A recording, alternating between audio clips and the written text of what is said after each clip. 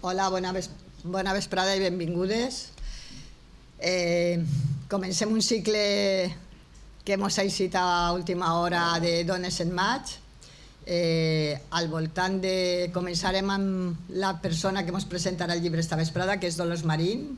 Avui no m'he preparat res perquè com ja és de la casa sembla que ja tots les coneguem i teníem una cita pendent en ella per a parlar-nos del seu últim llibre i com no va poder ser per al 8 de març i després venia a Sant Jordi i ja és una escriptora famosa i reconeguda a Catalunya, que no fa només que signar llibres, doncs l'hem ajornat fins a avui i en principi ella era el punt d'eixida de 3 dies de cap de setmana en el que teníem, a més de la presentació dels llibres de Dolors, una participació en la Fira de l'Assemblea Feminista i el diumenge una ruta per la València anarquista i feminista, sobretot.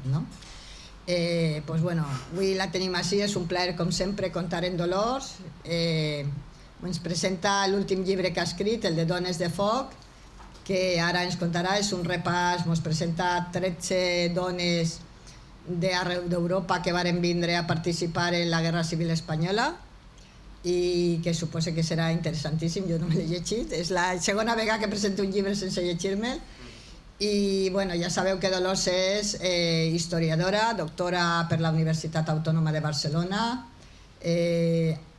ha estudiat el món llibertari, sobretot les dones del món llibertari i últimament, a banda d'això, les espiritistes i les lliurepensadores, que ens agradaria també que es parlara d'elles, que també tenim aquí el llibre, perquè en això ens feia un poc el clic de a veure això què serà, si se mos ha tornat creient, espiritista o bruixa. Però en principi, encantades de que estigues així, de que es presentes Dones de Foc, que segur que tenim per a omplir la vesprada i que estàs com en ta casa. Aquí te sentim tant que jo ja no me preparé les presentacions. Moltes gràcies per estar, Dolors, i a veure què ens contes. Gràcies.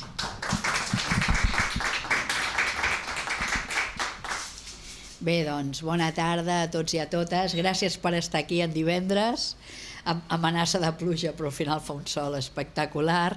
I, una mica, comencem pel principi, cronològicament.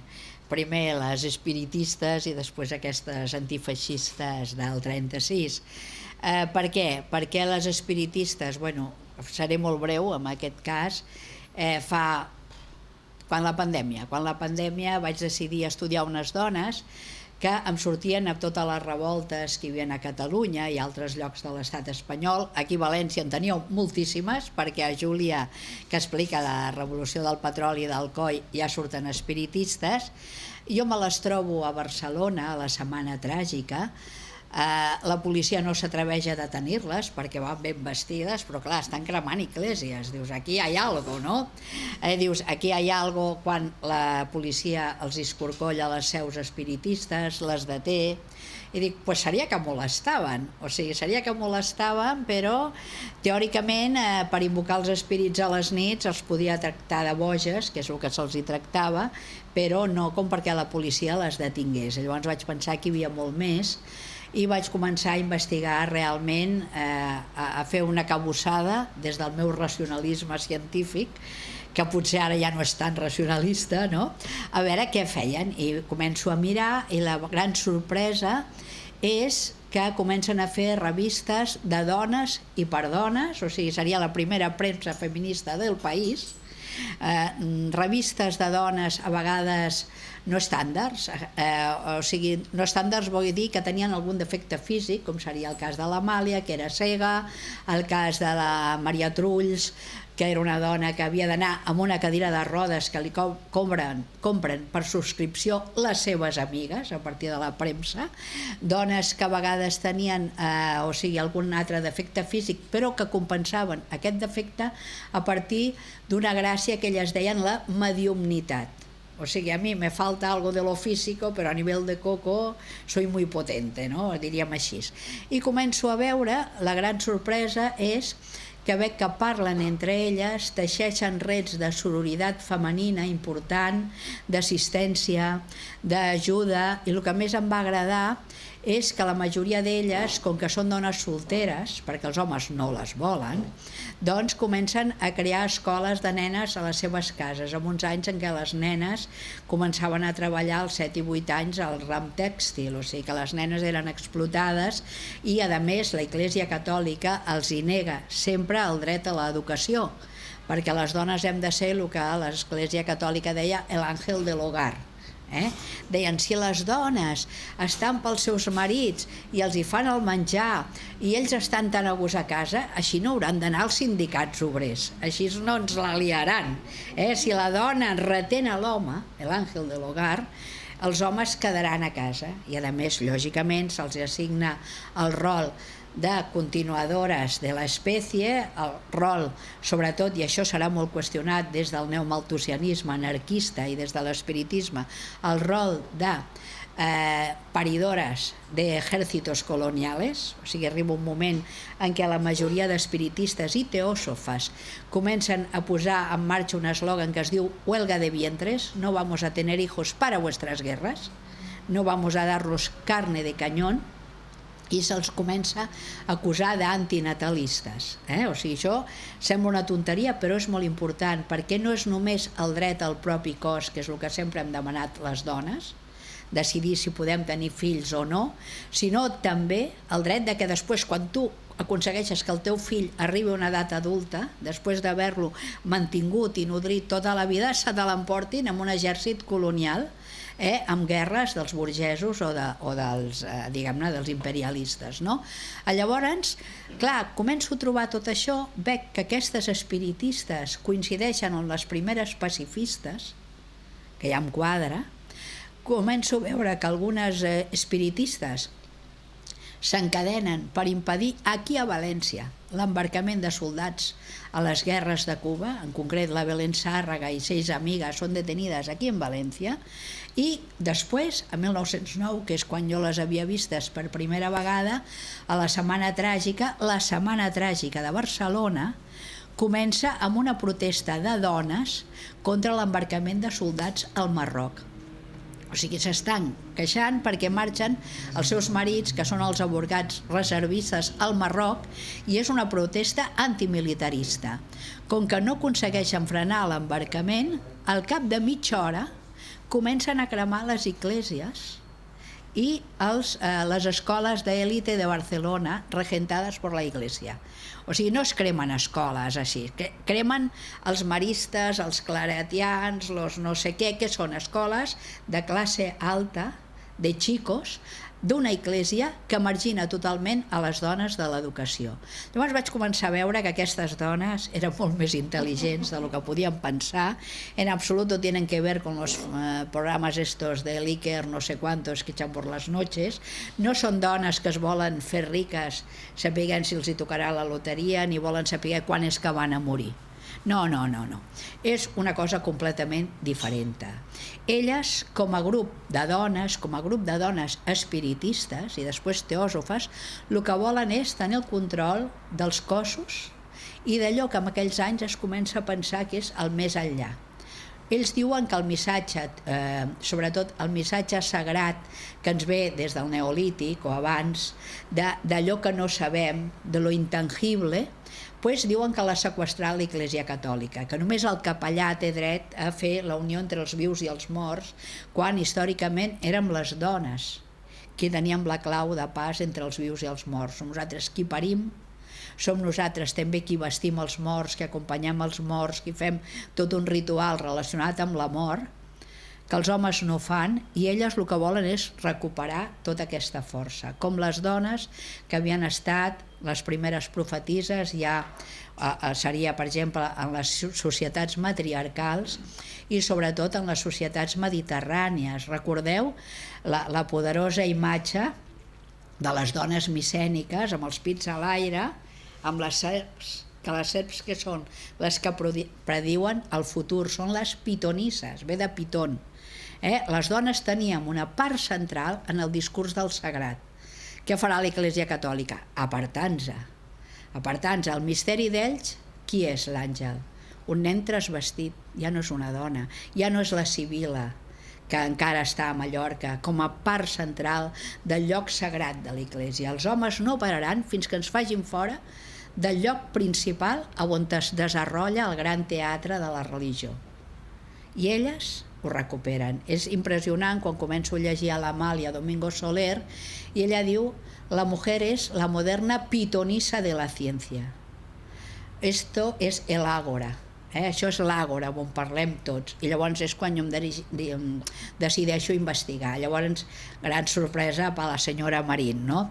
Em dono compte de que sempre hi ha hagut una idea de la metempsicosis, que es dirà el retorn de les, diguem-ne, de les diferents existències, que això ens ve sobretot del budisme, del brahmanisme, de totes les cultures orientals, d'algunes, històricament, de la reencarnació de les ànimes, i precisament al segle XVIII-XIX, en què hi ha la conquesta anglesa de la Índia, on hi ha la conquesta anglesa de tota la zona de, diguem-ne, d'Egipte, etc., es torna a mirar sobre les altres religions i es torna a posar entre cometes de moda aquesta idea de l'eterno retorno, que és el que pensen senzillament els espiritistes del segle XIX. En què enllacen?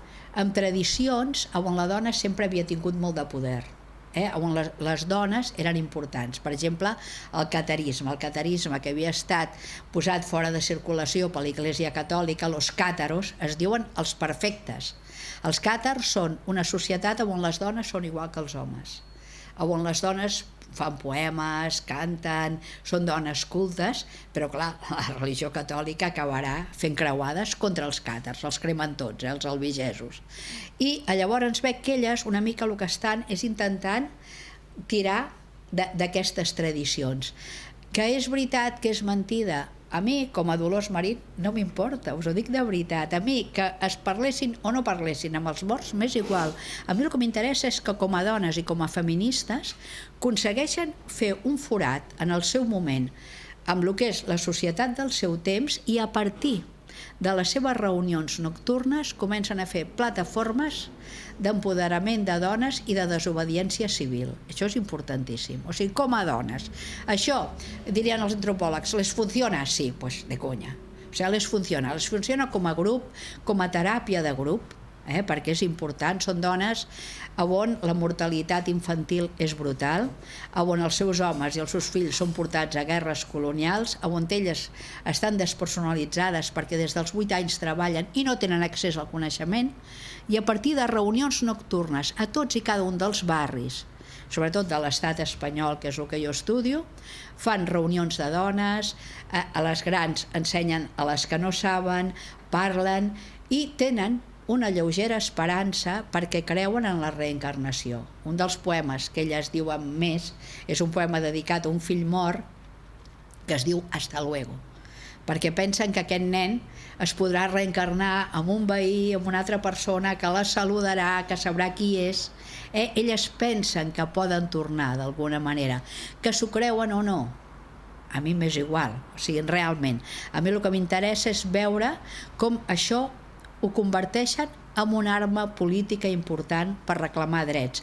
Perquè a partir d'aquí, què fa l'Església Catòlica? Ràpido, excomulgar-les. O estàs ben fantasmes. Ui, no, el monopoli de parlar amb els fantasmes és el sacerdot. El sacerdot sí que parla entre vius i morts, se comunica con Dios, tal, però com una dona del poble pot parlar amb morts, com una mèdium pot dir-te si el teu marit que està a la guerra de Filipines és viu o mort. Clar, la mèdium a la nit fan les reunions, una cadena d'unió, homes, dones. L'Església diu que això es pornografía porque se tocan las manos. Y esto ya nada, que es esta promiscuidad. La Iglesia fa resar el rosari cada dia a les fàbriques tèxtils. El rosario, mientras estás trabajando, perquè no parlis amb els homes. No sé, aquella promiscuïtat, o sigui, que t'exploten sí, però que hi ha promiscuïtat no fotem, O sigui, així mateix. Bueno, doncs quan elles poden crear una xarxa d'unió per on elles pensen que circula l'electricitat o el magnetisme, la mèdium, que acostuma a ser una dona, i per això m'interessa tant, pot dir si el teu marit, que està a Filipines, si és viu o mort. Ai, sí, em contesta, no et preocupis, està en un altre plano, però tornarà. O no em contesta, doncs això és que està viu. I clar, era una solució. Quan no existeix correu, quan costa molt de connectar amb l'altra banda del món. Llavors, clar, hi ha una certa solidaritat, sobretot de barri, entre dones. I això em va interessar molt. Com dic, la Iglesia les excomulga. Bueno, de conya. De conya perquè, clar, si estàs excomulgat no pots estar enterrat al cementiri, que és monopoli de l'Església. Si no pots estar enterrat al cementiri, no cal que bategis el teu fill perquè també has de pagar perquè és un monopoli de l'Església. No cal que et casis, perquè com li aniràs a fer el joc a algú que després no et vol en un cementiri. I comencen elles a crear societats d'enterros civils, manifestacions per inscriure civilment el teu fill o la teva filla, i a més perquè li has de posar Joan, podent-li dir progreso, armonia, libertat, emancipació. Comencen campanyes de desobediència civil. Lògicament, el senyor, el funcionari, et dirà que no pot escriure emancipació a la teva filla, que n'hi ha moltes. Què faran? Pues mis chicas, que dic mis chicas, van com 50 a inscribir aquel bebé. I van amb les societats obreres, amb els cors d'en Clavé, amb els pendons de les societats obreres, o amb una banda de música, tocant la Marsellesa, que és l'únic himne republicà que coneixen, a inscriure el Progreso. Clar, és una manifestació laica, brutal, una contraprofessor. Fins aquell moment era l'Església que tenia el monopoli dels carrers, de les professons, los santos, etc. Ara no, ara són dones amb bebès que van inscriure o que es van inscriure un matrimoni al registre civil, i això apareix a la premsa. O sigui que sembla que no facin res i estan liant-la pardíssima. Clar, la policia en aquell moment no s'atreveix encara a detenir-les. Més endavant sí, o sigui, cada vegada això anirà prenent més força. A partir d'aquí, què crearan? Crearan escoles, per exemple, ja podeu imaginar, si l'escola es diu Víctor Hugo, era espiritista. Si es deia Camilo Flammarion, també, perquè són espiritistes. Tant Víctor Hugo, l'escriptor, com Camilo Flammarion, l'astrònom, són espiritistes. Són amics del vulgaritzador de l'espiritisme, que és Allan Kardec. Allan Kardec què fa? No és un supermago, res. Era un tio, professor de l'escola Pestalozzi, o sigui, era racionalista, i explica com fer societats espiritistes. Fa un manual, fa el llibre de los espíritus, explica com et pots reunir amb els teus companys i companyes per fer tot això, i una mica és el que posa en circulació aquestes idees que feia ja com 100 anys que estaven flotant per tota Europa i Amèrica. O sigui, no té res a veure amb fantasmes, no. Per mi és algo molt més civil i molt més vital que tot això, que a més algunes es poden posar en comunicació amb l'altre món, lògicament que sí. Elles hi pensen, hi creuen, i tot el meu respecte, perquè si avui en dia els antropòlegs poden entrevistar, persones de l'ètnia ioruba, o poden entrevistar persones que tenen determinats cultes al Perú sobre algun sant o alguna santa, per què no hem de respectar les nostres besàvies que creien en això?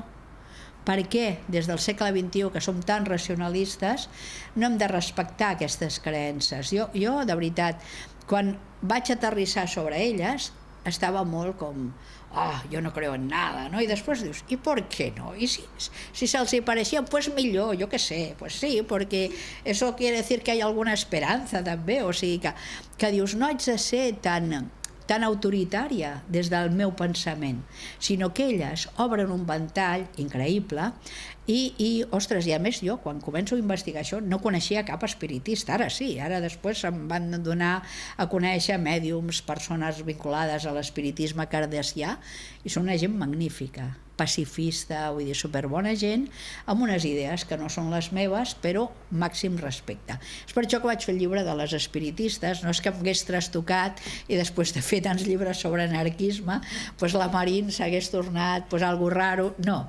O sigui, sinó que volia com a investigadora veure aquestes arrels del feminisme, perquè tenen a veure, sobretot, amb els primers pensadors que ens donen una, diguem-ne, autoritat a les dones a partir dels anys de la Il·lustració.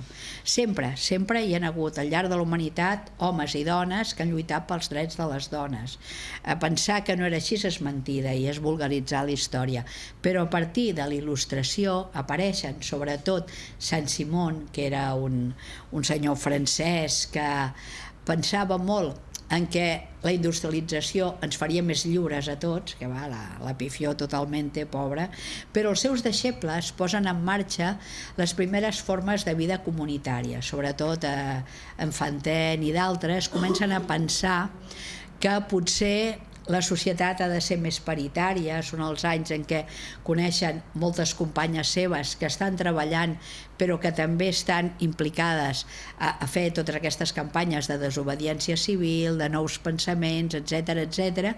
I sobretot Fourier, que és el que inventa la paraula feminisme i pensa alguna molt revolucionari a la seva època. Per una part, que homes i dones podem conviure junts en grans palaus que ell diu falansteris, que són grans palaus arrebatados a la burguesia o no, on podem compartir espais comuns com les cures, les cuines, cuidado porque ahora hablábamos de curas contigo, cures, cocina, trabajos pesados, tot això se n'ha de fer càrrec a la col·lectivitat, i els homes i les dones han de tenir els seus treballs, el concep al falansteri, com a la banda al davant uns jardins lluminosos amb molta llum, etc, i a la banda darrere horts comunitaris.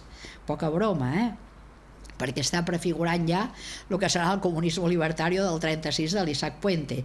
Està dient que les tasques més pesades s'han de fer entre tots. Diu que és divertit perquè diu que els intel·lectuals el que han de fer és netejar les escombraries, que així es canvien una mica el xip. Era un tio bastante divertido, que les feines de neteja, sobretot relacionades amb el fang i tal, que ho poden fer els nens, que els agrada molt. Proposa que per passar de l'impuls bel·licista, machista, la gent faci batalla de pastelitos, diu ell, pastissets. O sigui, és un tio que a priori sembla que estés una mica majarón, però no, realment en plan de sàtira estava descrivint molt quina era la societat del seu temps i com volia que canviés. Estava horroritzat per la violència, o sigui, perquè li havia tocat viure moltes revolucions embarricades del segle finals del 18, principis del 19, ell morirà, em sembla que el 30 de 1800, però encara posarà en marxa una comuna amb els seus amics, com de Sucberge, posarà en marxa una d'aquestes comunes o familinsteris on assisteix un espanyol, un que estava exiliat perquè havia votat a favor de que es destituís el Borbó de l'època com a rei, ha de marxar a l'exili, va per a França, es fa amic de Fourier i aquest home portarà les idees de Fourier a Espanya, però en paral·lel hi ha un grup de dones a Cadis que són espiritistes i fourieristes, que són les que apareixen en el llibre que tu has comprado, que les coneixem com les dones de los pensiles, perquè, pobres, fan revistes, i la primera es diu El pensil d'Ibèria, la Iglesia els hi prohibeix, llavors fa El pensil del bello sexo,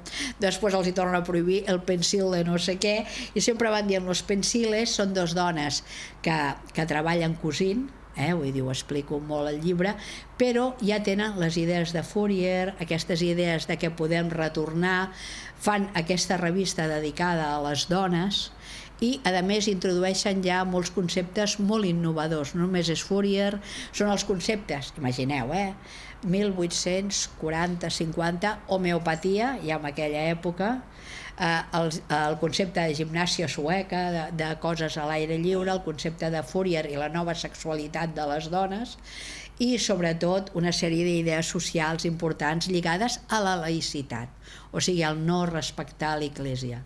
Aquestes dones de los pensiles són oblidades totalment de la història feta pels homes al segle XX. Vull dir, quan l'Orza fa un llibre sobre el fourierisme en Espanya, aquestes senyores no apareixen. És el primer manifest que es fa dirigit a les dones, Palabras a les espanyoles i des d'una compatricia. Això es publica en 1841 a Cadis. En paral·lel es publica també un llibre ignorat per la història que es diu Fourier i su sistema. Apareix el 41 a Barcelona i el firma una dona, Zoe de Gaumont, una pedagoga belga que conviu amb Fourier amb aquest primer familisteri. Però clar, que ens què esborra Fourier de la història? Bueno, perquè diuen que està boig, bueno, no ho diuen així, però en canvi és reivindicat per André Breton i els surrealistes, quan André Breton està a l'exili a Estats Units, és redescobert pels francesos als anys 60, perquè Fourier diu una cosa molt divertida, que és que només la sexualitat ens farà lliures. Per què proposa que la gent visqui en comuna? Perquè podem viure cada un d'acord amb les seves diferents sexualitats. És el primer que al segle XIX parla d'homosexualitat masculina i femenina. Com que l'haguessin penjat, si ho hagués dit tan obertament, escriu una sèrie de paràboles sobre els sols, les llunes, que s'autofecunden, que s'amen, que tal, però clar, està explicant tot això. I proposa que amb les seves comunes, els seus familisteris, la gent pugui fer realment, ho pugui tenir la sexualitat que vol. Que uns no volen tenir relacions sexuals, pues que no en tinguin. Que uns volen ser monògamos tota la vida con la misma pareja, pues vale. Però ell descriu molt clarament el que és la papillona. És el dret a canviar de parella cada vegada que tu vulguis.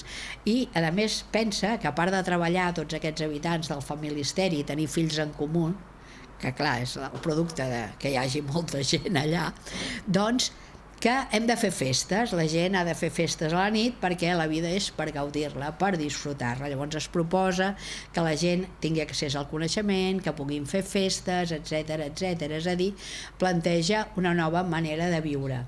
És important perquè el fourierisme arrelarà a Espanya, a la zona d'Andalusia, en grups importants, inclús es plantegen fer un falansteri, o sigui, hi ha els planos i tot a Tampol, Andalusia, i arrelarà també a Catalunya. Això és important perquè a partir d'aquí tindrem uns nuclis que jo en dic societaris importants. És persones que pensen que es pot viure d'una altra manera al marge d'una societat capitalista que està funcionant com a capitalisme salvatge, que està explotant homes, dones i nens, però que a més Fourier planteja ja una alternativa que després la trobarem sempre a dintre del moviment anarquista. Sembla una tonteria, però tot això va impregnant el moviment anarquista perquè trobarem Fourier, però també els seus seguidors i les seves seguidores. Tant és així que als anys 30, aquí a València, a la revista Estudios, a la revista Orto, encara trobo seguidors de Fourier que utilitzen paraules com harmonia. Trobarem el Ramon Lagier a Elche, que és un gran fourierista,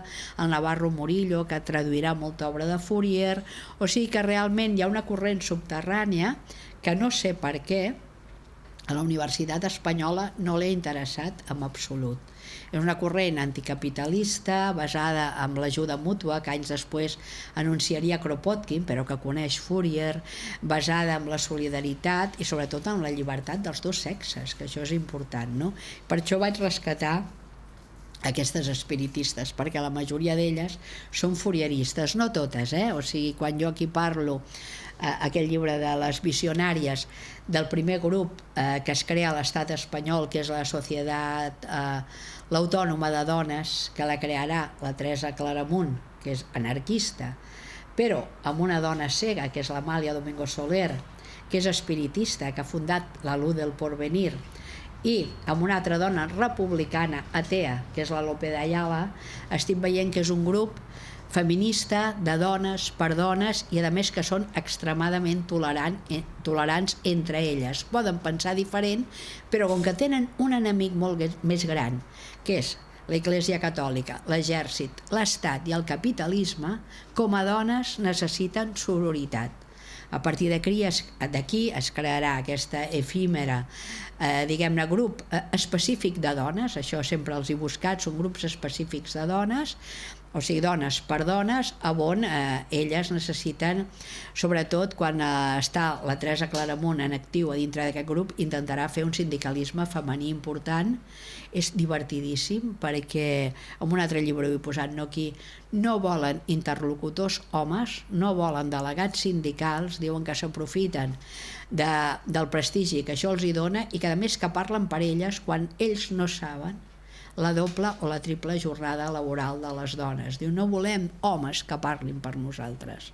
Nosaltres sabem el que és quan estàs després de les 14 hores a la fàbrica, perquè fan jornades dobles, arribar a casa i tenir cura dels fills, mentre ell se'n va al sindicat.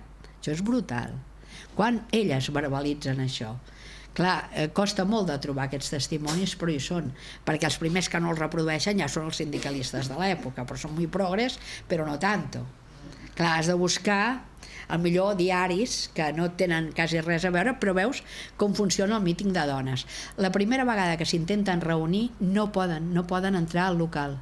Hi ha tants homes a fora intentant saber què volen fer les dones que elles no poden entrar al local on han convocat el míting i decideixen fer-ho al cap de 15 dies i només permetre l'entrada a algun periodista acreditat o algun dels sindicats, perquè els homes són tan gelosos d'allò que volen fer i ho veuen com un perill tan gran el que faran les dones que van a boicotejar. És molt bèstia. Clar, vull dir, és molt bèstia. Per què? Perquè l'home obrer es sent qüestionat. Hi ha moltes octavetes, sobretot unes es troben a Sabadell, on els homes obrers demanen que no els hi donguin treball a les dones, perquè si no, llavors ells perden el seu rol de persona que porta els diners a casa i elles els hi paguen molt menys. Però en vez de ser solidaris amb les seves mares, germanes, filles, diuen no els hi doneu treball a les dones. Doncs, bueno, i la dona que es queda sola, que n'hi ha molt abandonament marital, sobretot a causa, això ho explicarà molt la Teresa Claramunt, a causa de la mobilitat, si hi ha homes sobretot que estan a les llistes negres de la patronal, hi ha molta mobilitat, canviaran de poble per anar a treballar, però clar, quan canvien de poble, a vegades el poble d'origen es queda la dona i 2 o 3 fills i es queda super sola mantenint els fills, o sigui, cuidadint perquè la cosa és complicada. Bueno, una mica aquest era la gènesi del llibre dels espiritistes. Després de aquesta autònoma de dones que dura molt poc, apareixerà una altra societat que és la Societat Progressiva Femenina. No us creieu la Wikipedia, porque en la Wikipedia dicen que están ellas y no son ellas. La Teresa Claramunt está detinguda en Montjuïc a partir del 96 y esta sociedad se hace en el 98.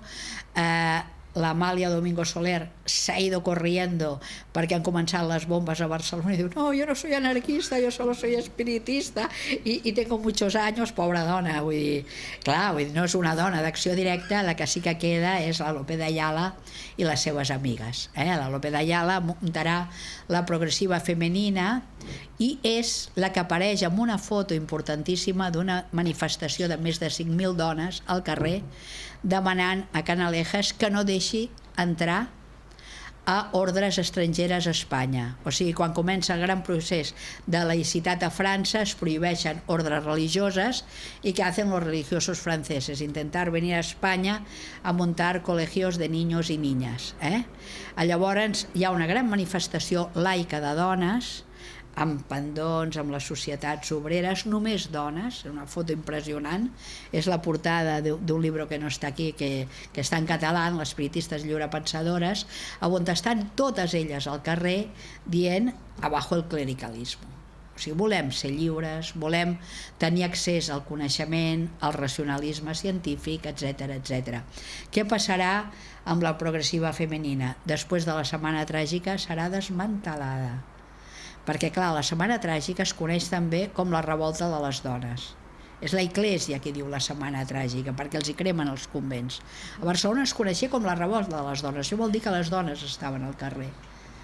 Después se desmantela esto, des del mismo Partido Radical, perquè aquells que les havien ajudat a mobilitzar veuen que les dones són massa poderoses. A l'any 18 estan demanant el vot per la dona i desmobilícense. Això seria una mica la història. Què he fet amb aquest llibre que té ella, que té la Nora? Doncs, la Norma. Què he fet? He explicat això, o sigui, què és el sensimonisme, què és l'espiritismo kardeciano, 4 coses perquè veieu com funciona, però a partir de la segona part del llibre he fet una sèrie de biografies femenines perquè veieu la diversitat de les dones. A mi el que em preocupa, que hi tinc noies joves aquí, és que les dones no tenim models femenins.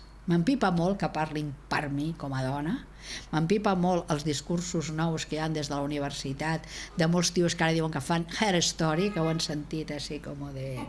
que eso es moda, ahora es moda y mejor me dan un lugar, un nicho universitario para hablar de hair story, però que no ens entenen en absolut. Llavors jo penso que les nostres alumnes, jo he sigut molts anys profe d'Insti, necessiten models femenins, diversos, plurals, magnífics, esplendorosos. Ha desaparegut la Rosa Luxemburg dels manuals de batxiller, terrible. Cuando sale una sufragista es la pobre Pantrus detenida entre dos policías chillando como una histérica, que és la gran imatge de les dones histèriques, xillones, vencides. Ostres, ensenya una Emma Goldman poderosa als meus llibres de text. Ensenya'm la Clara Talman, ensenya'm aquesta miliciana, no? Ensenya'm una imatge de dona poderosa i així les meves alumnes podran sentir que hi ha alguna empatia amb dones poderoses, però no m'ensenyis imatges negatives de dones ni hagas, que esto ya es para matarlos, una doble página dentro del manual de historia en una de las lecciones últimas diciendo aquello de la mujer se incorpora al mundo del trabajo. De what? Si estem des del paleolític treballant. Una altra cosa és que ens incorporeu al món del treball assalariat, però, hòstia, no me digues s'incorpora al món del treball, perquè després les meves alumnes ho diuen. I dius, hòstia, i les camperoles no treballaven, les dones que feien cervesa a l'edat mitjana no treballaven. Ostres, vull dir, no treballàvem? De veritat m'ho estàs dient? O és que em reserves només el paper de madre engendra hijos? Clar, vull dir, és molt cruel, els nostres llibres de text són cruels. Llavors, clar, aquí he intentat a les espiritistes mostrar models de dones, mostrar això com la Maria Trulls, que era aquesta senyora que anava amb una cadira de rodes, a part de ser mèdium i guanyar els seus diners com a mèdium, que elles no podien cobrar però la gent els hi podia donar 2 pollastres o una dotzena d'ous i amb això ja vivies, no? Bueno, doncs no sol era mèdium, va crear la primera societat d'enterros civils d'Igualada que es deia La Iconoclasta i a més va fer una revista mensual que es deia La Iconoclasta, con sus poemas, con sus cosas. O sigui, són gent creativa, imparable, forta, i a més se casó con un cartero 20 anys més joven que ella, o sea, ole, campeona, que quan ella es va morir, pobret, ell va publicar tots els seus poemes, uns en català, els altres en castellà, o sigui, estava molt enamorat. O sigui, que fixeu-vos perquè comencen a trencar estereotips que tenim des del segle XXI, que he posat a les espiritistes la biografia de l'Isabel Vila, que li diuen Isabel 5 hores, perquè demana que els nens i nenes de menys de 7 anys treballin només 5 hores al dia a la fàbrica, 5 hores. I per això li diuen Isabel 5 hores, li van fer una cançó. Ella comença al revés, ella és una dona racionalista de la Primera Internacional que troba els que venen aquí a València, també el Fanelli i tots aquests, ella els va trobar allà, es fa de la Primera Internacional i després es fa espiritista al final de su vida, o sigui, no sempre el procés és tu crees i després te vuelves racionalista, sinó que a vegades el procés és invers, o sigui que misterios, i una mica he fet 10 o 12 biografies perquè podeu veure la diversitat i sobretot per si algú s'anima a seguir investigant, perquè els arxius estan plens. Això seria la prèvia de les espiritistes i ara ràpidament us explico Dones de Foc, que és un poco largo, però bueno, clar. No sé quina hora és, però bueno. Sí, bueno. És de dia. Sí, és de dia, bueno. No, a veure, en mi línia. Per què he fet el Dones de Foc? Sí. Sí, ay, no, sí tengo aquí, gracias. Sí. No, a veure, en la línia de la Marín. Per què he fet el Dones de Foc? Pues com m'empipava... A veure, espera. Això, com que m'empipava que s'invisibilitzessin les dones i penso que som la meitat de la humanitat, però, ja us ho he dit, no sortim als llibres de text ni els que fan les dones, perquè això a vegades encara m'empipa més. O sigui, quan veus un llibre de text que hi ha 2 autors homes i una dona i dius, ja està, què decía, no? O sigui, haz un agujero. O sigui, com a dones anem a fer forats, com els dígers, anem a fer forats per plantar arbres i crear arrels, perquè les nenes puguin posar-se alguna ombra algun dia, no? Doncs aquí també. O sigui, vaig pensar, ostres, és l'aniversari de la Guerra Civil, jo fa anys que vull fer Mujeres Libres, que no ho faig mai, però tot un plegat vaig pensar, ostres, jo vull saber els 3 viatges que fa l'Emma Goldman a Espanya, perquè clar, pobreta, ella fa El viviendo mi vida, que haureu llegit totes, però clar, l'acaba l'any 30 i li falta lo mejor, l'experiència de la revolució, i això no havia treballat mai. El Peirats una mica perquè la coneix, que ella està a Gràcia de Lérida a la redacció, la coneix. Vaig conèixer molta gent que l'havia coneguda, la Lola Iturbe, que està en una foto amb ella, el Juanel, molts iaios i iaies de la CNT en aquells anys, no? I llavors vaig començar a investigar els 3 viatges de l'Emma Goldman per intentar explicar alguna cosa sobre l'Emma. En paral·lel, la gent del grup surrealista de Madrid em van demanar si podia fer alguna cosa sobre la Mary Lou, que és una dona trotskista, preciosa, poetesa, que en una vida anterior a la guerra era profe de latín y griego, o sigui, imagineu, totes tenen una vida anterior i una vida posterior a la nostra guerra o a la nostra revolució. I jo m'entusiasmo per la Mary Lou porque, claro, Emma Goldman tiene casi 70 años cuando viene a España, una dona poc estàndard també, en canvi Mary Lou 22, 23 anys, un escàndalo perquè ella és milionària, inglesa, pero se ha juntado con un hombre negro, racializado, cubano, poeta, que había estado en la cárcel, que és el Juan Ramón Brea, i quan saben de la guerra d'Espanya o la revolució es presenten tots dos a Barcelona i se van a vivir a la Virreina, que és ara és un lloc del centre de l'imatge a la Rambla de Barcelona, un lloc superemblemàtic, però que en aquell moment ocupen la gent del POUM, o sigui, l'ocupen, a partir del 36. I Mary Lou i el Juan Brea, que són així de xulos, es dediquen a fer una sèrie de discursos sobre surrealisme al Palau de la Virreina, el surrealismo al servicio de la revolución, discursos sobre el amor libre, sobre gastronomia revolucionària, que encontreu els textos, que m'agradaria editar-ho, i clar, fan coses impensables. Llavors jo vaig començar a pensar, hòstia, a veure si cadascú que venia a la revolució volia fer alguna cosa personal, a part de lluitar contra el feixisme, que això ho sabem, què volien aquestes dones. I llavors, clar, començo a mirar l'Emma Goldman, començo a buscar tots els seus viatges, preciosa, començo a mirar la Mary Lou, però dic, hòstia, podia fer altres, perquè clar, el 19 de juliol a Barcelona hi havia l'Olimpiada Popular. O sigui, Barcelona és igual que València en aquells anys. Hi ha una societat civil important, associativa, formada per gent que fa bicicleta, que van a escalar, que se'n van cada diumenge a caminar fora de la ciutat. Un món excursionista, naturista, esperantista increïble. Això donarà prou força a Barcelona com per plantejar la contraolimpiada popular. En uns anys que el Comitè Olímpic Internacional li dona a Berlín l'Olimpiada, el Berlín de Hitler, la gent d'esquerres es plantegen una olimpiada alternativa en Barcelona, o sigui, però típica i tòpica, no? O sigui, es plantegen fer el que es deia l'espartaquiada o la contraolimpiada i comencen a desplaçar-se a Barcelona gent de tot el món, però de tot el món. Hi haurà gent de Mallorca, que per això salvaran la vida i no els mataran quan hi hagi el cop d'estat a Mallorca, perquè estan a Barcelona, arribaran anglesos, francesos, gent de tot el món. I precisament coincideix amb la batalla de Barcelona, amb la revolta de l'exèrcit a Barcelona, i algunes d'aquestes persones es queden a Barcelona. És el cas de la Clara Tallman. Clara Tallman és una dona suïssa, que esto es un poco raro porque viene a nadar a Barcelona. Digo, los suizos pocas ganas de nadar porque no tienen mar, pero bueno, Clara Tallman es desplaça a Barcelona a l'espartaquiada i li escriu amb el seu home: oye, que me quedo, estoy en los combates de Barcelona y luego me voy al frente. Y el home, what? O sea, y hi ha una carta d'ell dient, me voy a Barcelona porque la Clara se va al frente.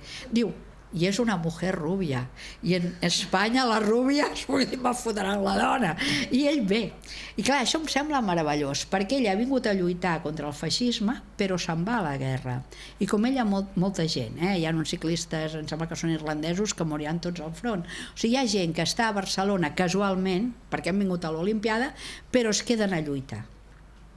Hi ha dones que es desplaçaran ràpidament a Barcelona, com la Mary Lou i moltes d'altres, perquè venen a lluitar. Emma Goldman vindrà corrents, ara en parlarem.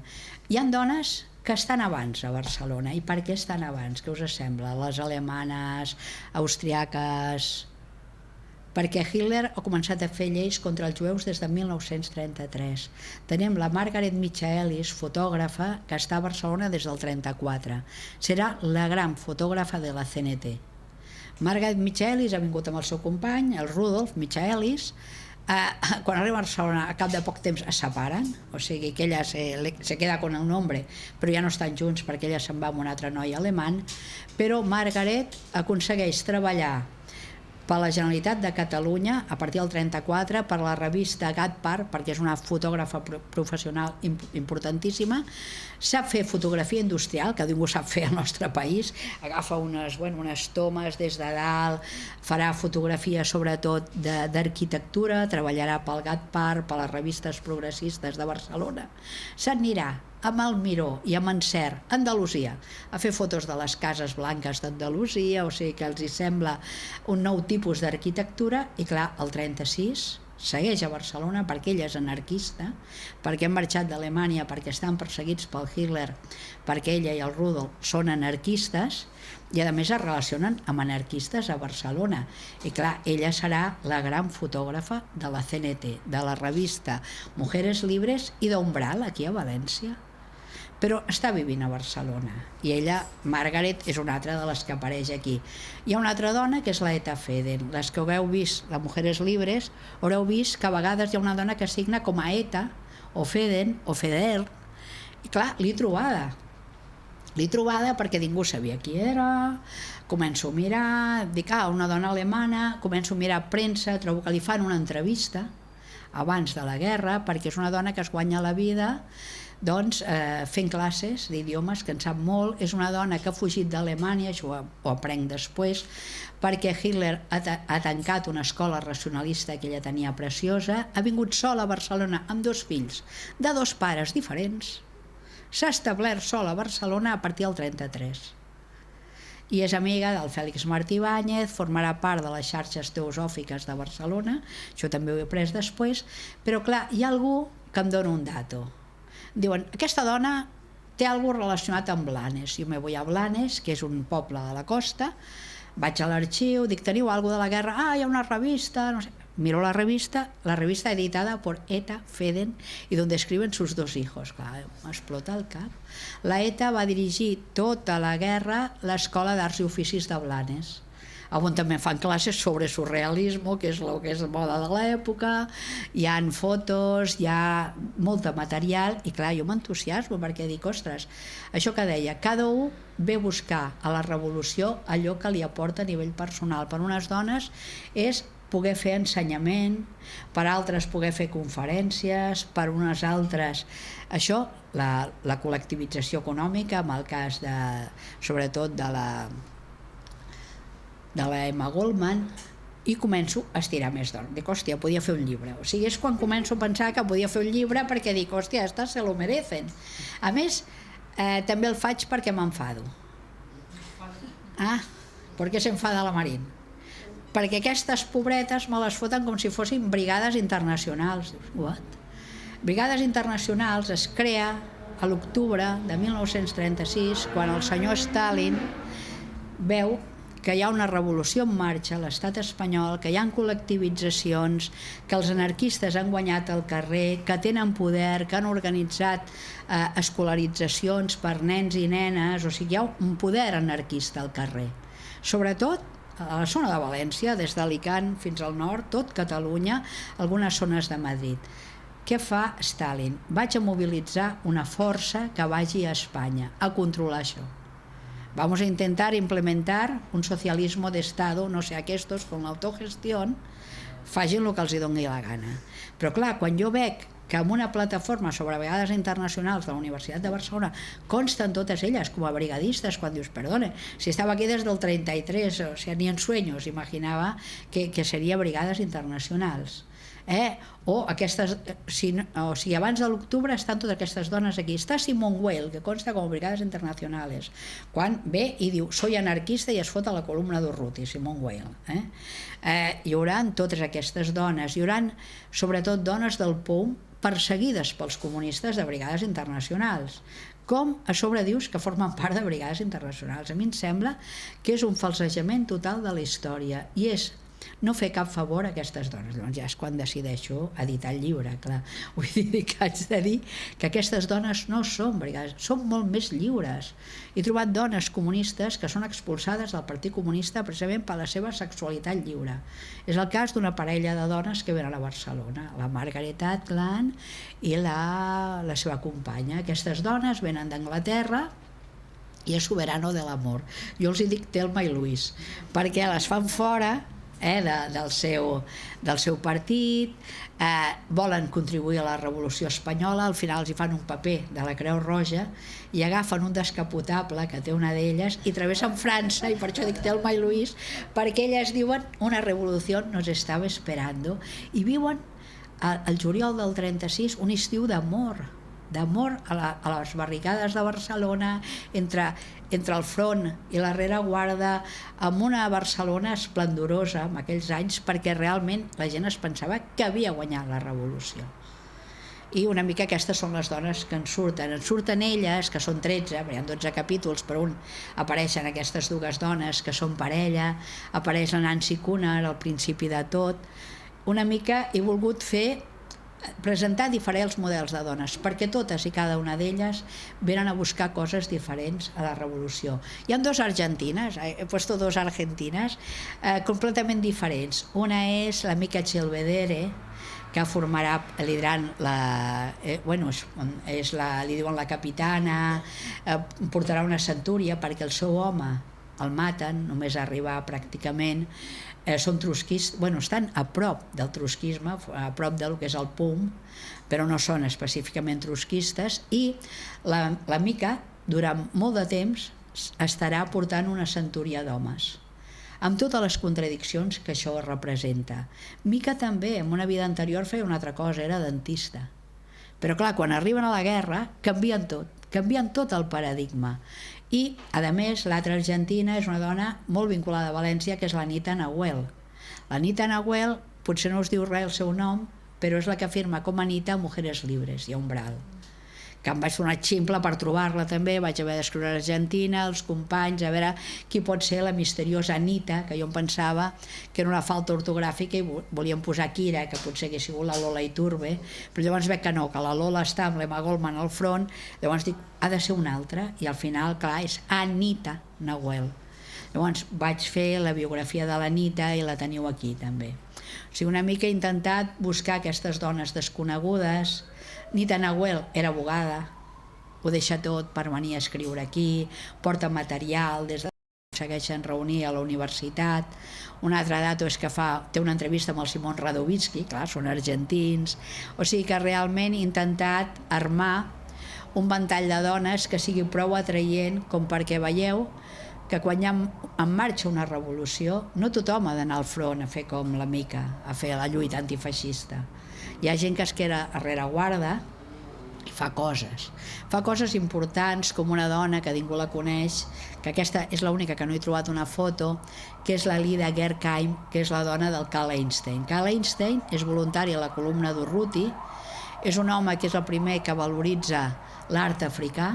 Ell és cubista, no és surrealista, és un tio importantíssim que amb 50 anys s'apunta a la columna d'Urruti, és maquíssim, ell, pobret. I, clar, una de les sorpreses és que anys abans, fent una altra cosa, trobo que ell havia vingut amb la seva companya, que es deia Lida, a Barcelona, però en una d'aquestes cartes trobo que la Lida, que està treballant en un hospital de sang anònimament a Gràcia, I vaig dir, ostres, sí, aquesta dona era multimilionària, havia estat en una sèrie d'orfenats, orfenats no, internats d'aquests superclassistes, el seu germà és un arquitecte que fa jardins cubistes amb l'Adolf Loos, o sigui, la gran societat parisenca de l'època, i la tia ho abandona tot, abandona tots aquests diners, poder estar a París, a més no és jueva, no l'haguessin represaliat, ho deixa tot per ser anònima en un hospital a vora el carrer Verdi de Gràcia, al carrer Salmerón.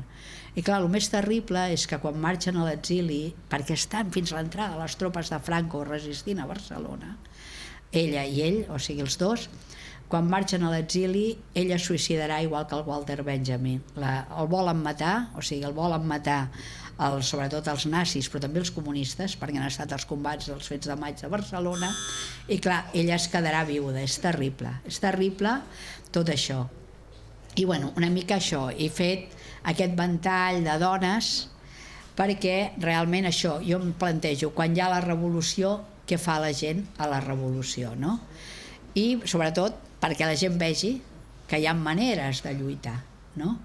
Jo ara, si voleu, obrim debat, hi ha dones molt diferents, busqueu les fotos, són impressionants, d'elles per internet, no les he posat perquè són caríssimes, són de l'agència Magnum.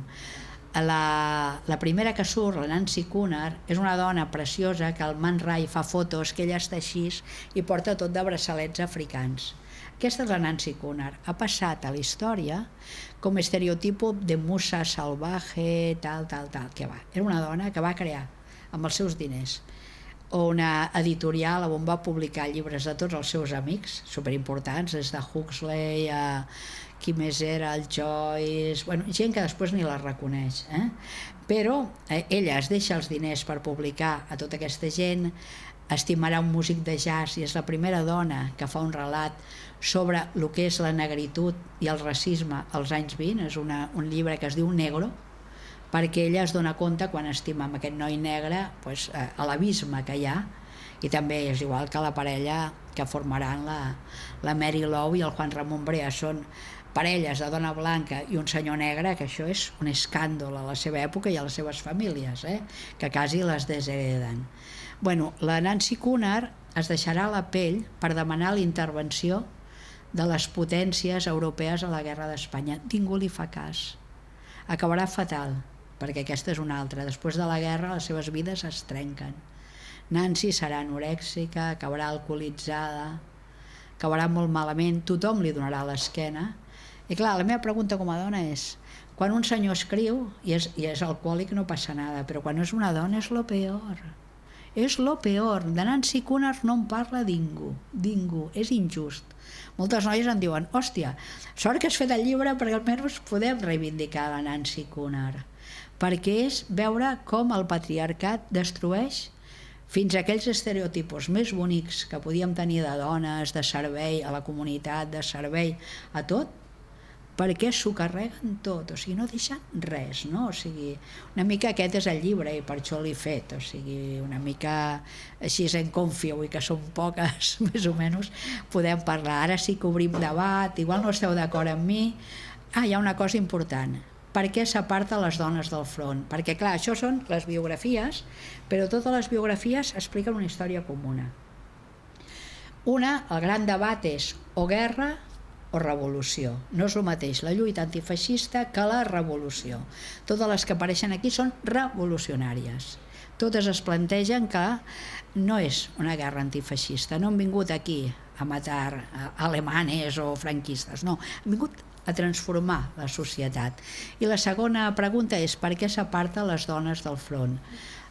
Primer, amb el decret de militarització obligatòria, que ja diu el decret, todos los hombres, tal. Ja és que s'entén que les dones no. I segona, quan arriben brigades internacionals, l'única condició que posa el govern espanyol a brigades és les mujeres pueden ir al frente, pero solo haciendo de enfermeras o de cocineras, cures. Clar, això ja s'entén que volen prendre les armes a les dones. Quines dones porten armes al front? Les anarquistes i la gent del POUM. Després algunes faran coses i tal, però no acabaran formant batallons, o estan barrejades amb els homes. Clar, és una manera de prendre el poder als anarquistes i a la gent del POUM, que després del maig del 37 queden escombrats de la història. Lògicament, explico les resistències. En parlo de la Mica, explico com moltes dones comunistes li demanen a la Mica poder estar a la seva unitat. Perquè clar, és que ens aparten. O sigui, el més bonic és les fotos de les milicianes, però cada estona propaganda. Aquestes fotos, qui les fa? Una dona. La meitat de Robert Capa. Les fa la Marta, la Guerra Taro, que morirà esclafada per un tanc a Madrid. I amb això una mica cau el llibre, perquè parlo també d'una dona que va tenir molta vinculació amb València, perquè va trobar aquí un dels amors de la seva vida, que és la Cati Horna. La Cati Horna ve a l'estat espanyol, justament quan marxa la Micaelis ve la Cati Horna, i és a la redacció d'Umbral, aquí a València, que coneixerà un andalús muy guapo de Jaén, que és el José Horna. Ella deixarà el seu primer marit, amb el que havia vingut, i s'ajuntarà amb l'Horna, que és també fotògraf, faran junts molts collages i viuran junts tot a l'exili. O sigui que és meravellós, perquè veieu, València també té una centralitat important perquè es troben aquí, a Umbral. O sigui que és bonic, i una mica quan parlo de la Cati parlo també de Guerra Taro, una mica per intentar centrar els temes. No sé, ara sí que si queréis abrimos debate. Esteu molt callats, Claro. Ai. Bueno. Moltes gràcies. Ai, espera. He de parlar dels dos, que moltes gràcies, Dolors. És que no és que estem callades, és que estem encantades. I obrim el debat, jo crec que ens descobrís sempre una història que fins i tot les que puguem estar així dintre d'un sindicat anarquista i en molt receptives a tots els temes, són grans desconeixedores perquè ens han negat la història, i sort que tenim a gent com tu que escarba d'una i es tira del fil i mos descobrís tantes coses. I està obert els micros perquè li donem batalla a Dolors, que és el que vol, que és guerrera. Sí, una mica sí, amb el llibre de Visionàries, no? I també amb el llibre aquest. Clar, a mi el que em va servir, les dones de foc, i m'està servint, és que moltes profes d'Insti l'estan fent llegir a les alumnes i estan fent treballs. L'altre dia em van convidar a un Insti, i fue maravilloso porque las niñas, i els chicos, havien fet la maleta de la Cati Horna. O sigui, havien fet una maleta, es veu que els hi van dir que no podien utilitzar l'ordinador, van fer una maleta forrada en paper de diari perquè ella era fotoperiodista, van dir, i a dintre hi havia una Leica, que era la seva càmera, feta de cartró, i obries la Leica i començaven a sortir totes les fotos de la Cati Horna, i havien fet un passaport d'ella, molt bonic, amb cellos de diferents llocs, i van fer també dos petites titelles que eren la Cati i la seva mare, perquè em van dir les noies que sense la mare ella potser no seria fotògrafa. I clar, em va agradar molt. Després van fer una sèrie de poemes sobre el Nancy Cunard, o sigui, dos nois. O sigui que dic, hòstia, que bé, perquè quan els nois els deixes treballar, a vegades ens queixem de que avui dia no hi ha sensibilitat o que tothom està molt a la dreta, però clar, penso que si els hi donem models, o si ells veuen models, es pot canviar això, perquè en el fons, vull dir, no deixem d'estar en una societat de classes, i el capitalisme cada vegada és més bèstia i ens retalla més drets a homes i dones, no? Llavors, clar, si ens deixem portar per el pessimisme, mai farem res, no? O sigui, jo quan vaig fer el Dones de Foc, clar, em vaig donar compte això, de que hi ha dones de 23 anys o 22-23 anys, que seria la Cati i totes aquestes, els 27 de la Simone Weil, fins als 70 de la Emma, no? I dius, hosti, cada una d'elles va lluitar com sabia, o sent profes, o escrivint, o fotografiant, o ajudant en un hospital, o estant al front, no? Llavors, quan un vol lluitar contra el feixisme, lluita. I una altra cosa és veure si aquest compromís d'elles d'arribar fins a la mort, en el cas d'algunes, avui en dia el faríem. O sigui que això és una altra cosa, no? Dir, bueno, estem en una societat de molt benestar, però vés a saber quin és el límit, no? O sigui, a mi em va sorprendre com dones que no tenien res, que se'ls havia perdut en aquest país del sol que era Espanya, com és que venien aquí? Pogueren estar als seus països, riques, o això, o les argentines, Argentina, com és que se'ls hi va perdre la guerra d'Espanya, no? Llavors veus que, bueno, qui ho explica molt bé és Cal Einstein, pobret. Cal Einstein, li fan una entrevista a aquest senyor que estava a la columna d'Urruti i diu: jo us dic ben segur que si perdem la guerra d'Espanya mai més farem art com el que estem fent ara. És brutal. Ell sabia que si guanyaven els feixismes s'acabava, bueno, ja havia començat a Berlín a cremar quadros d'arte degenerado, estaven cremant llibres, estaven detenint a gent, i ell sap que la creativitat s'acabarà amb un règim feixista, no? O sigui, hi ha gent que és molt realista, a més és molt maco, Cal Einstein, o el mateix Orwell també, perquè hi ha un posicionament intel·lectual, com ho diuen en castellà, de pose, i fan, que està aquí a València també, el Congrés d'Intel·lectuals Antifeixistes, que està a València, a Madrid, em sembla, i a Barcelona, però clar, són intel·lectuals antifeixistes que han vingut aquí a passejar-se amb cotxes de luxe, que s'estan fotent uns tiberis mentre la gent està al front. No? I llavors hi ha moltes crítiques al Congrés d'Intelectuals Antifeixistas. Una farà la Lucía Sánchez Saornil, que dice que las únicas que le han gustado del Congreso son estas chicas que han venido con el coche, diu la Thompson Wagner, diu que aquestes són les úniques, no?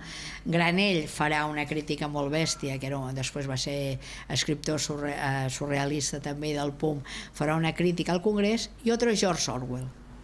George Orwell, que diu: yo aquí he venido a luchar y tengo una bala en el cuello. Això és el que han de fer els intel·lectuals, que és el mateix que fa Cal Einstein. Cal Einstein ve i diu: el rol dels intel·lectuals és lluitar al front, perquè això és el feixisme, no? És molt bèstia, perquè hi ha alguns que són molt reals i altres un poco, bueno, entre ells Neruda, de postureo, no? Neruda esclata la guerra i se'n va a París. I dius, hòstia, vull dir, és molt fàcil romantitzar una guerra amb la que no estàs, i altres com Miquel Hernández, García Lorca, etc., que moriran amb aquesta guerra o els mataran, no? Llavors és molt bèstia tot això, no? Llavors, clar, què passaria avui? No ho sabem, depèn, penso jo, del grau de tolerància que es pugui tenir amb el feixisme. Avui no ho sé, és possible? No ho sé.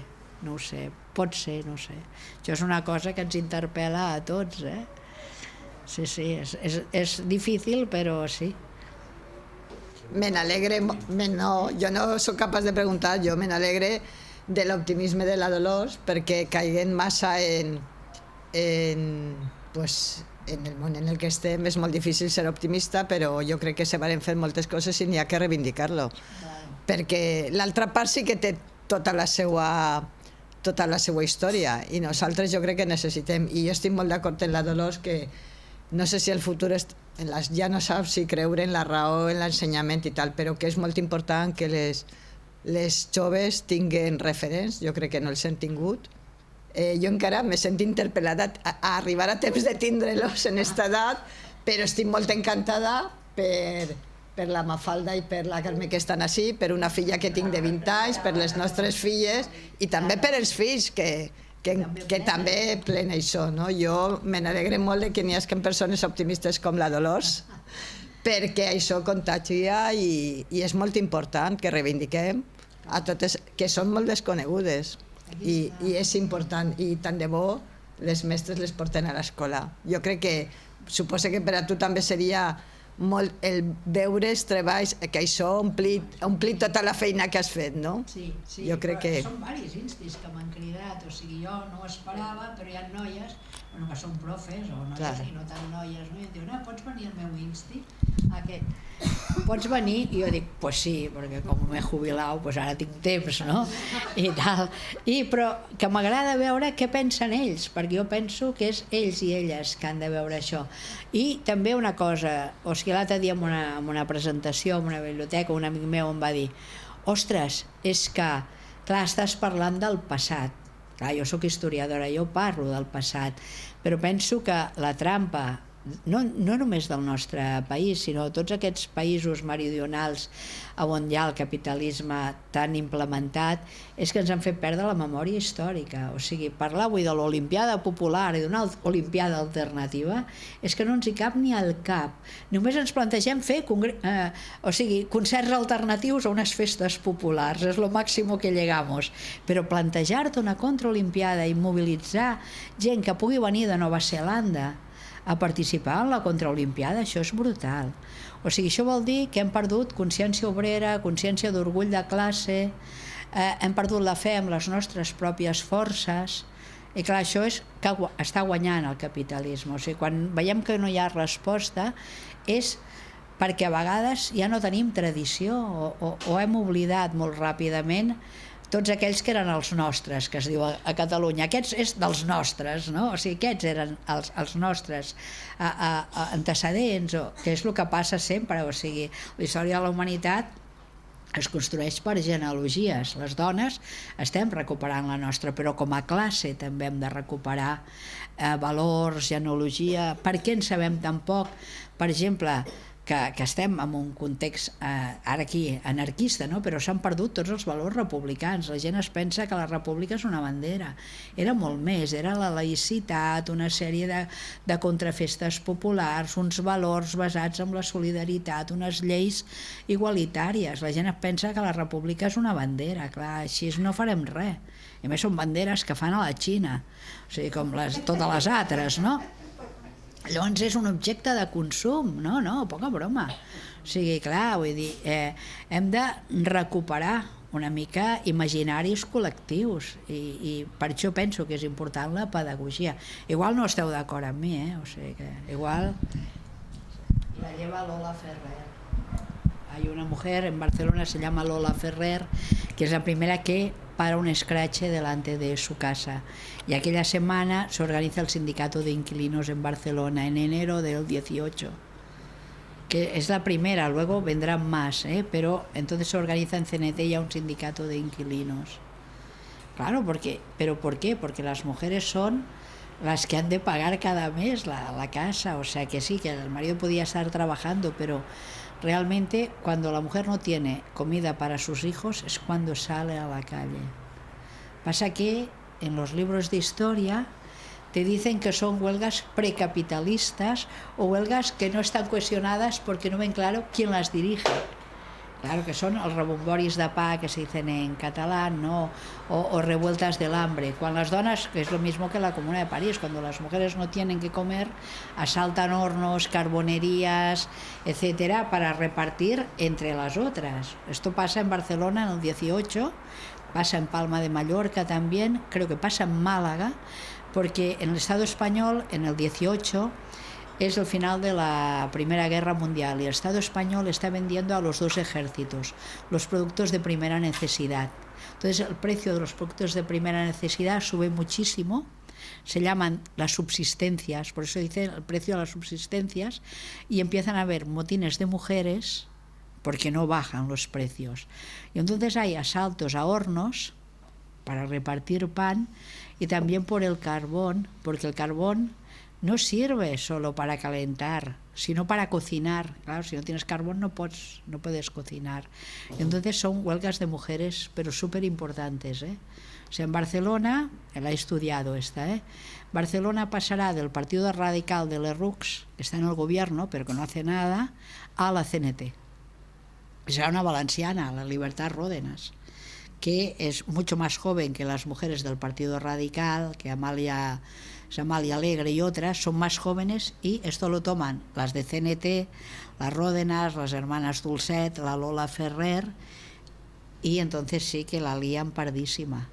Bueno, tiene que venir el ejército a parar Barcelona, porque bueno, es que no, han parado la ciudad solo las mujeres y además con acción directa siempre, o sea, como las sufragistas, que eso nos explica, las sufragistas inglesas, o sea, comparten con nosotros la acción directa.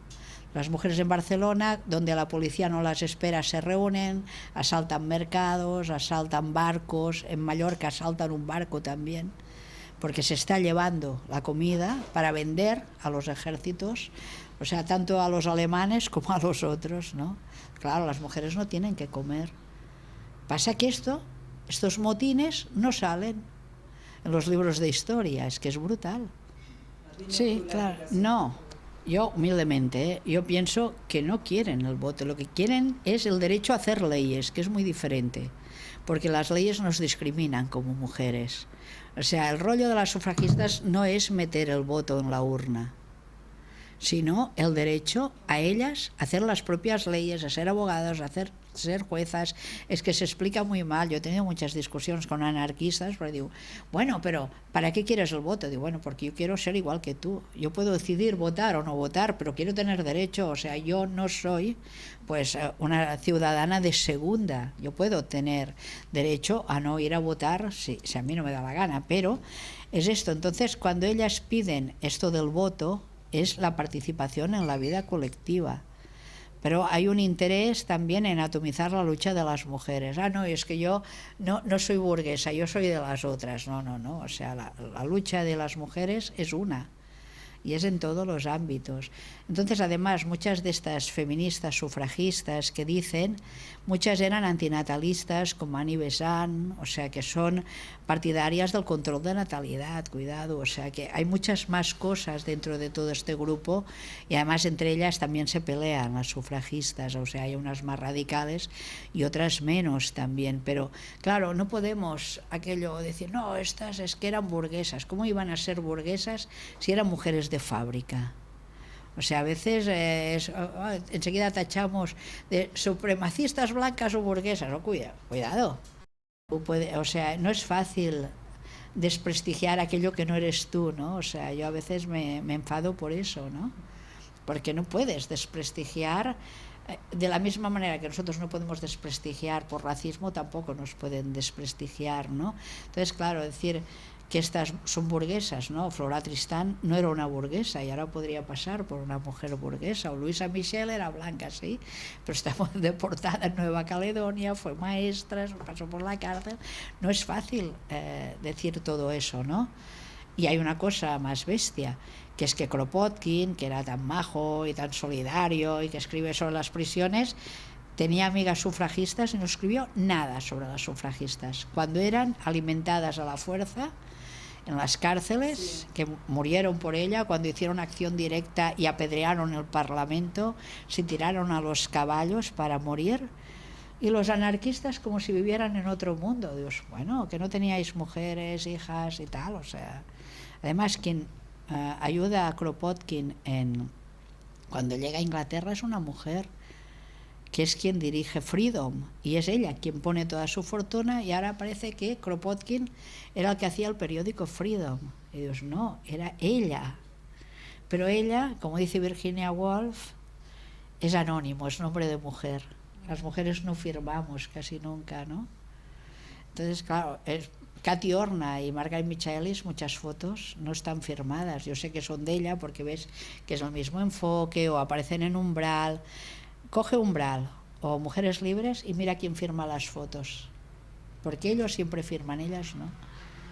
A veces pone ETA o no sé qué, o sea, Ellis, a veces Michaelis, foto Ellis, ¿no? Porque no quiere poner el nombre de su marido, ¿no? Y por Ellis, ¿no? Pero es muy bestia, o sea, ver cómo hasta las interpretaciones más anarquistas a veces las hemos de cuestionar, ¿no?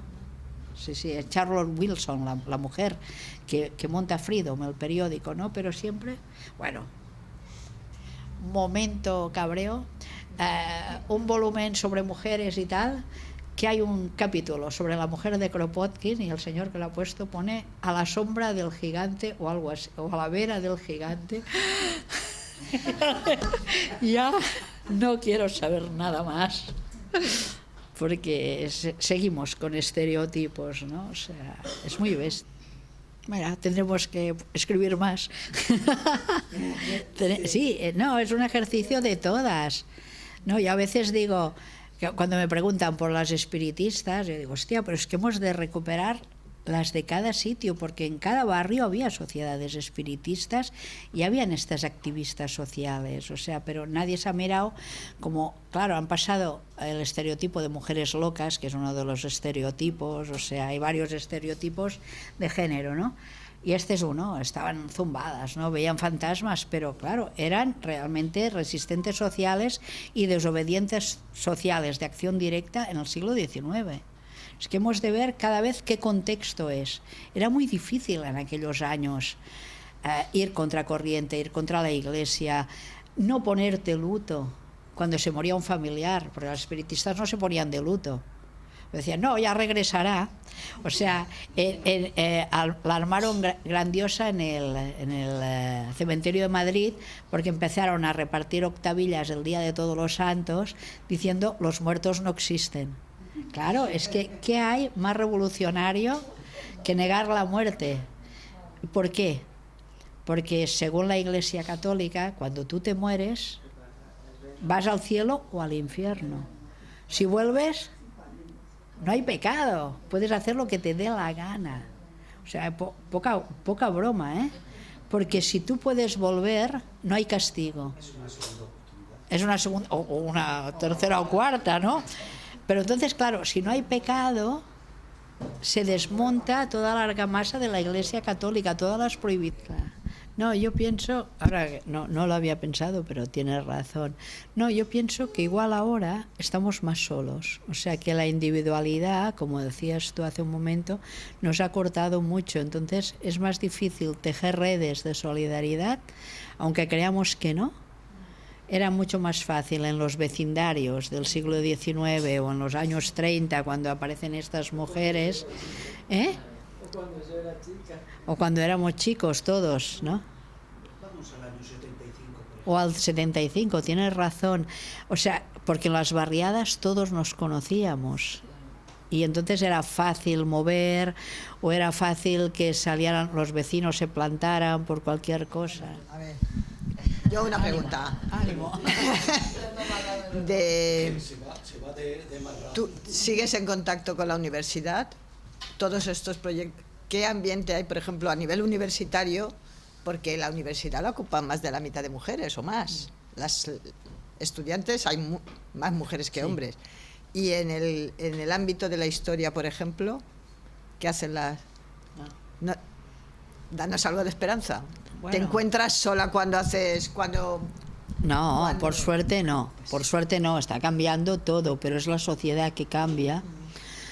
Por suerte hay mujeres jóvenes que están investigando mucho, no solo en historia, en antropología, sociología, etcétera. Espero que cambie, pero las estructuras son muy antiguas y muy impermeables. O sea, el otro día encontré una queja en una página anarquista más divertida. O sea, una queja de un chico blanco que decía que él como hombre blanco ahora se sentía muy mal porque claro, ya... Y la queja era más divertida porque decía, decía diplomadas o graduadas en antropología pueden desmontar un departamento de historia en la universidad. Y pensé, ya era hora, porque antes había el típico catedrático que hacía un libro que se lo hacía leer a sus alumnos y llevaba 20 ediciones y que no valía nada, y ahora igual viene gente de joven que lo está levantando, pues me parece perfecto. Pero intentaba decir chicas graduadas, no doctoras ni licenciadas, pero lo estaba diciendo en una página anarquista y que se había sentido muy mal. Esto es más divertido, porque había ido a Nueva York a una pseudo librería anarquista y solo había libros sobre gordofobia, trans, LGTBI, dice, y me falta alguna letra. Y que él como anarquista se sentía mal porque no había libros de Kropotkin y de Bakunin. Yo pensé, pues es normal, porque si yo soy una editorial y publico un libro de Bakunin, ¿quién me lo va a comprar? Y en cambio publico un libro de actualidad y seguro que alguien lo lee y le va a interesar. O sea, si tú quieres las obras de Kropotkin, están en internet. No te están esperando a ti a que vayas a Nueva York a que te compres una edición en inglés que eres catalán. O sea, no te quejes. Pero era el lloro del machito blanco diciendo, ¿y ahora qué hago, no? Estoy perdido en un mundo que está cambiando, ¿no? es muy bestia, porque por suerte el mundo está cambiando y gente joven está haciendo otros estudios y se están mirando, o sea, a otra gente con otras maneras de ver la historia, y entonces yo pienso que eso es bueno. ¿Que hay inmovilismo? Sí, porque hay resistencias de los que han tenido el control. Miremos el mundo judicial y todo, los que han tenido el control no querrán, pero a la fuerza, si la gente se está formando de otra manera, pues acabarán levantando lo que tengan por encima. Yo soy optimista.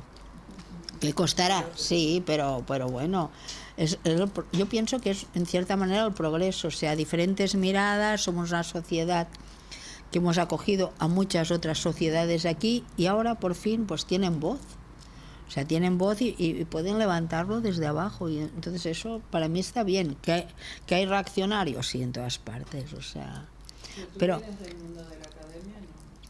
no, yo no entré en la academia porque era anarquista, está clarísimo. O sea, sí.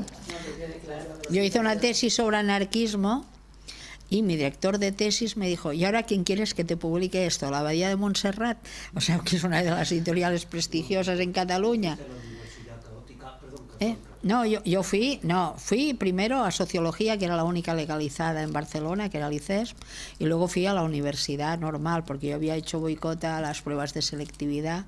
Entonces hice el examen de mayores de 25 años, lo aprobé y entré en la universidad, pero luego me quedé y quise hacer el doctorado, porque yo, como mujer proletaria, que trabajo desde los 16 años, quería hacer un doctorado y lo hice.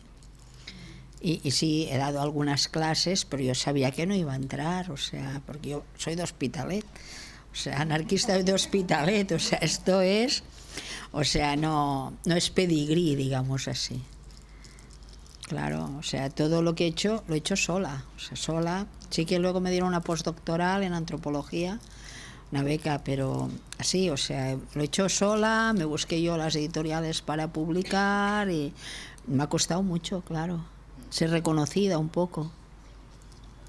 Sí, sí. Yo te escuché en una entrevista que decía: la Dolores escribe lo que quiere, claro, sí. Claro, escribo lo que quiero porque no les tengo que dar cuenta a ellos. Pasa que hay gente que dicen que esto es un mérito. O sea, una vez una catedrática universitaria me dice: ah, claro, como en la universidad puedes escribir lo que quieras. Digo, hombre, faltaría. Encima de que no me queréis, voy a escribir a vuestro gusto. Claro. En las clases para mujeres, pero porque son viudas. Es una broma macabra, pero sí. Muchas sí. Sí, porque o porque se han emancipado, se han separado. Entonces hay muchas que quieren volver y me parece súper bien, claro. Sí. Bueno, la dejamos aquí. Sí, pues gracias por venir, muchas gracias.